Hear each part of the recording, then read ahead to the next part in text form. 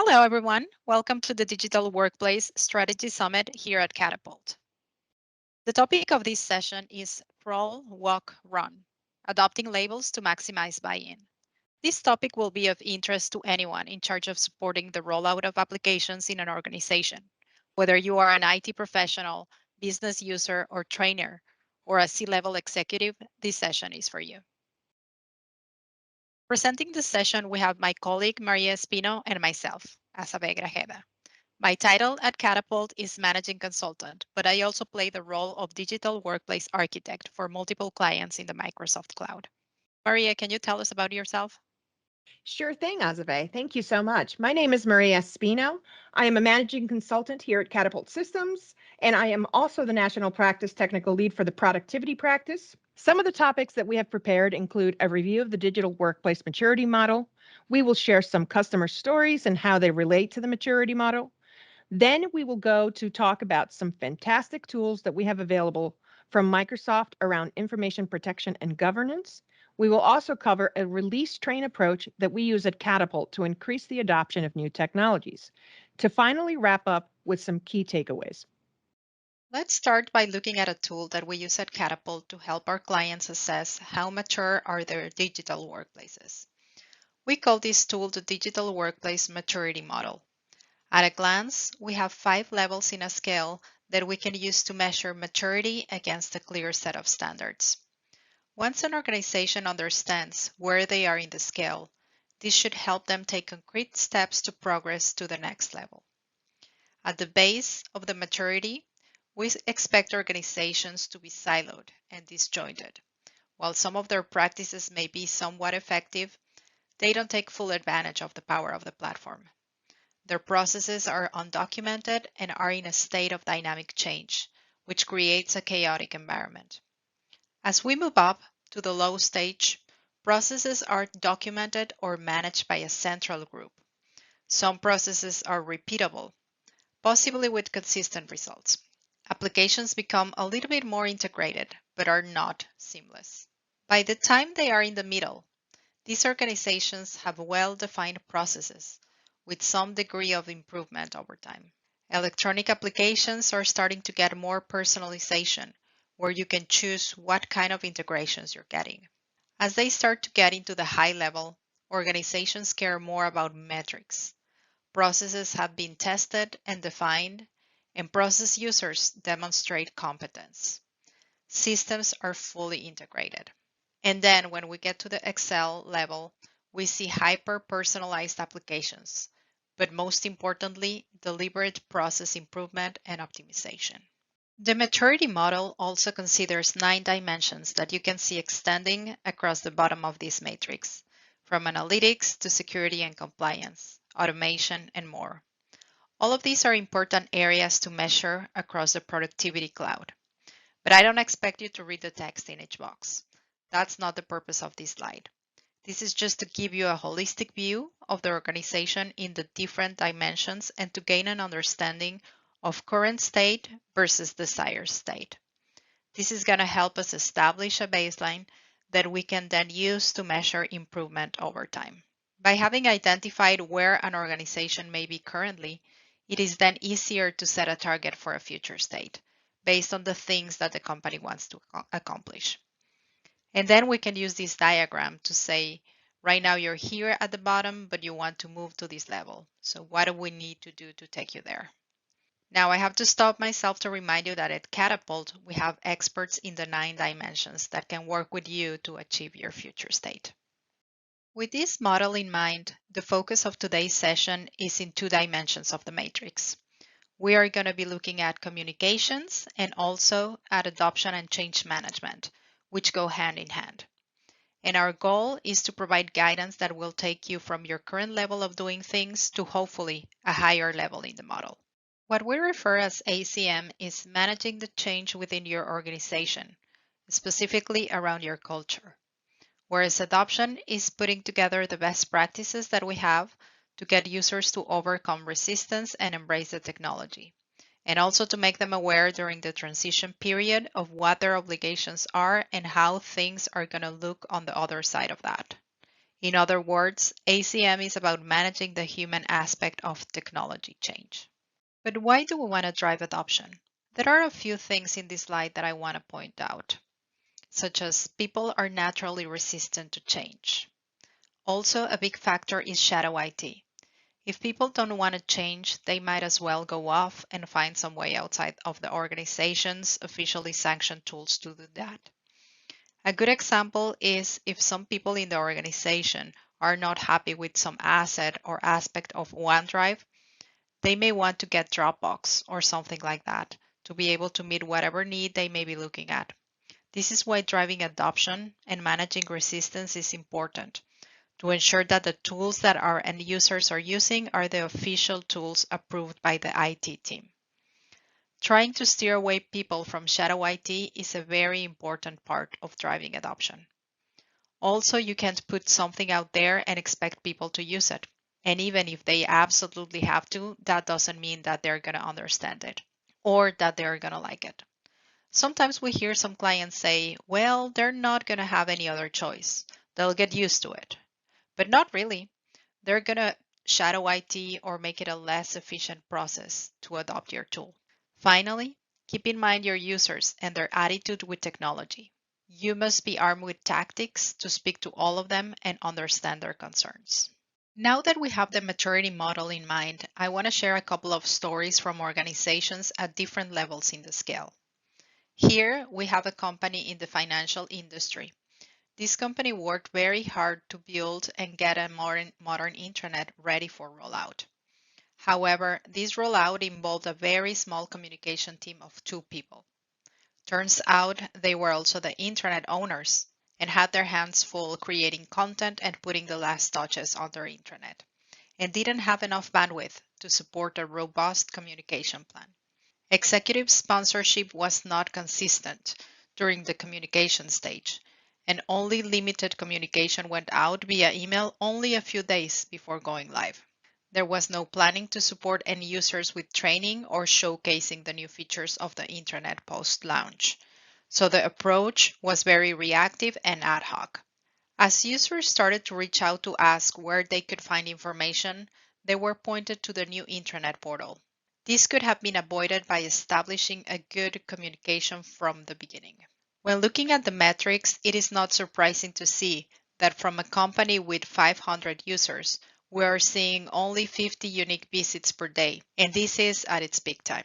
It is clear that this organization is at the base level when it comes to adoption and change management, as well as communications.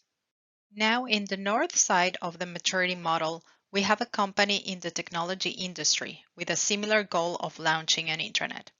Contrasting with the previous story, this company had an in-house adoption and change management team of 4, fully dedicated to change across the organization. In addition, this company had a corporate communications team that supported the smaller ACM team. Multiple channels of communication were available and used to reinforce communications, ranging from email, internet, to physical posters in the break rooms, and even a roadshow. A champions group was established to empower employees with the new capabilities, solutions, and training to achieve better outcomes. The 2 teams not only worked together before the launch of the internet, they continued to collaborate post-launch by developing a process to communicate and manage change for all major updates and releases to the system. Finally, this company tracked key performance indicators of the new system and established a schedule for the ACM champions and IT teams to come together to review and adjust based on the metrics that were collected. Thank you, Azave, for walking us through ACM and why adoption matters. Now let's take a look at labels. There are 2 kinds of labels that our users can leverage within Microsoft 365, and we'll start with sensitivity labels. With Microsoft Information Protection, or MIP, we can protect the data in our tenant by classifying and safeguarding what users can do with our data, based on how sensitive the information is within them. And to do that well, we must start by getting to know our data by appropriately identifying it. With MIP, you can ensure that data containing sensitive information is encrypted, watermarked, has the correct data loss prevention policies associated with it, and even protect content in other applications. I personally am a big proponent of utilizing sensitivity labels as not just a method of protection, but also a method of identification. Creating a progressive plan for sensitivity labels can help you leverage them even at the department or team levels that will show you the types of information that exist in your tenant and be able to appropriately tag that information. The second type of label that Microsoft offers us is retention labels. Microsoft Information Governance, or MIG, helps you do three main things: retain data, delete data, and preserve data as records. You can create a retention label that marks documents as final versions and retain that document forever. You can set up a retention label that will delete data off your tenant after 7 years of storage. You can also mark a document, such as contracts or NDAs, as formal records, which can be preserved, meaning no one can edit them freely. Retention labels can help companies stay in compliance, as well as avoid legal infringements that can often happen when you keep data around for too long past its due date. In addition, retention labels can help keep a tidy environment. For example, adding retention policies to Teams and SharePoint sites can help delete unused or unwanted workspaces that no longer serve a business purpose. This release methodology around labels is one I've developed that uses the common adage of crawl, walk, run. It is an iterative approach that starts with the crawl phase, which introduces labels to a small group of pilot users across the entire organization, of varying departments and skill sets. Using their feedback to tweak and improve, we move to the walk phase, where we then introduce both global and department labels to an entire department, usually the most challenging one. Once again, taking their feedback to tweak, improve, and finalize the global release, which is the run phase.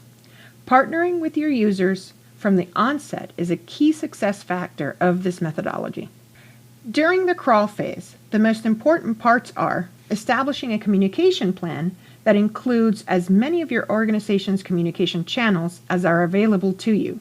This can include email, intranet posts, public events, Q&A sessions, physical posters in your buildings, newsletter posts, Yammer, etc.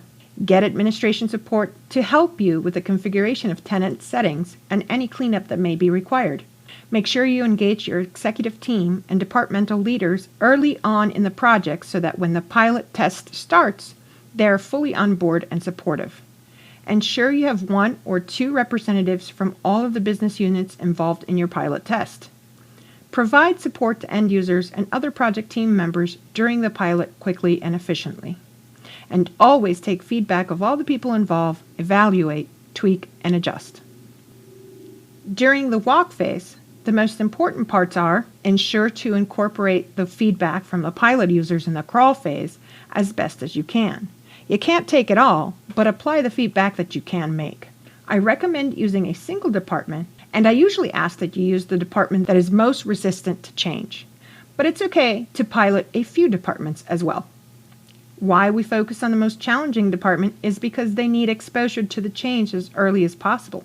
It helps to have a team dedicated to answering their questions, and the project team can assure that better than if they were first introduced at global rollout. Engage your departmental leaders early, even in the crawl phase, and work with them and keep them engaged in the project and its development. Getting them on your side is important. Like the crawl phase, feedback is key. But if you don't do anything with that feedback, it's not going to help. Adjust where it makes sense and incorporate that feedback. During our final phase, the run phase, the most important parts are communicate, communicate, and when you think you're done, communicate again. Use all available channels and start the communications early. Don't wait until a few days before global release. End user training for labels is a key component of good adoption. Get out there and start early. Don't wait until release date to start your training. Onboard your champions early and get them to engage the departmental colleagues with lunch and learns and Q&A sessions within their departments. Pre-recorded sessions and short, quick 5-minute videos can be so helpful. Most employees are busy, and they would rather see a quick video than read an entire article or blog or sit through a 1-hour training. Get them recorded and on stream. And get your champions to record their live sessions too. When you finally deploy, remember it's not a static thing that you can just set it and forget it. Set up a quarterly review of the label usage reports with departmental leaders and champions included.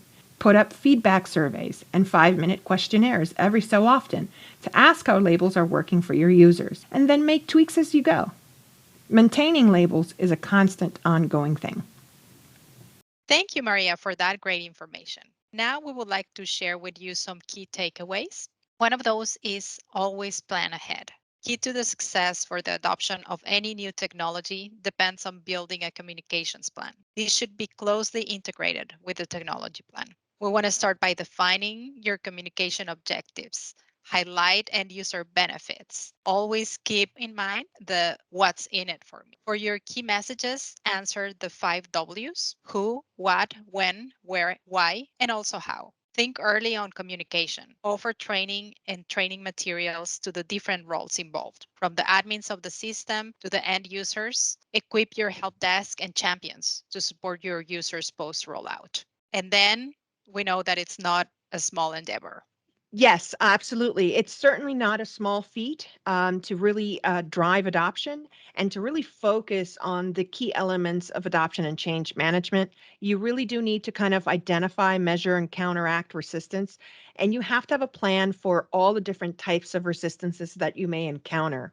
I think that you also need to kind of monitor adoption rates regularly by taking a look at the analytics that come with your Microsoft tenant, the usage reports, the productivity score, and kind of really gauging where you're going to need to reinforce certain elements as you walk through post release. And training is essential. You should try to start kind of the training and kind of even before the release date. And you want to reinforce and reward new behaviors. Get some surveys out there, get people to kind of give you that continual feedback, even post release. What do you think about having the right people at the right time, Azave?